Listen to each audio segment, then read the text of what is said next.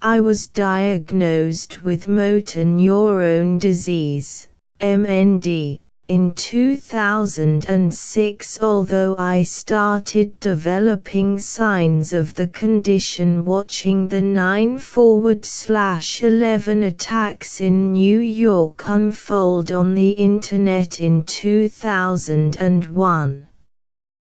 I was at work when terrorists flew planes into the Twin Towers in 2001 and was watching the horror unfold over the Internet. I was holding the phone with left hand and mouse with right hand. My left arm quickly became tired and I had to keep putting it down, I noticed a weakness in my left hand, and on offshore survival course I could not fasten the nose clip with my left hand for the helicopter underwater escape, and when I was painting our house in Spain I was struggling to hold the paint with my left hand, I went to my doctor who referred me to a specialist who said it was MND. There is no cure. Life expectancy is 2 to 3 years, so I am happy with my 17 years.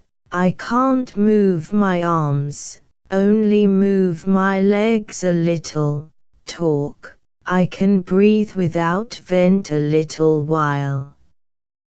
I was surprised a trick asked me to work from home. I told them I was moving to Spain, but they said no problems. It took a week to get a phone and internet. I was working on for BP using the internet. It was a great job. I was compiling the X register for equipment in hazardous areas. First I estimated how many hours a platform would take. I estimated way too many hours, My day began at 7:30 with breakfast on the terrace. I worked until 1 p.m. Then Trudy would want to go out for lunch in the sun and they paid me £25 an hour for drinking wine and tapas in the sun. I did 3 years before MND forced me to retire in England, 2013 my last trip to Spain I was in Najaya. I was walking and talking but Trudy had to feed me. I was not very well. I thought it was the flu. I don't know how Trudy got me back to England. I went straight to bed and called the doctor out and he prescribed antibiotics. A week later I went to the loo and collapsed on the landing. Trudy heard and called 999. I remember the ambulance crew bumping me downstairs in a wheelchair and arriving at HI. My memory is very vague after that, I remember being in ICU. It was a nightmare. It was supposed to be 1-to-1. The night shift girl started at 8 p.m. She said hello, did some paperwork and disappeared for the night.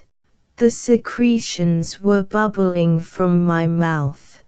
The nurses called me Mr. Bubbles, but they never stopped to clean secretions around my chin. Nobody cancelled humidifier alarms, so several would be alarming at the same time.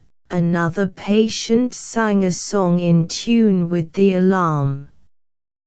I had terrible diarrhea. I was diagnosed with food poisoning, which started an investigation as I was fed from a bottle with a tube in my nose.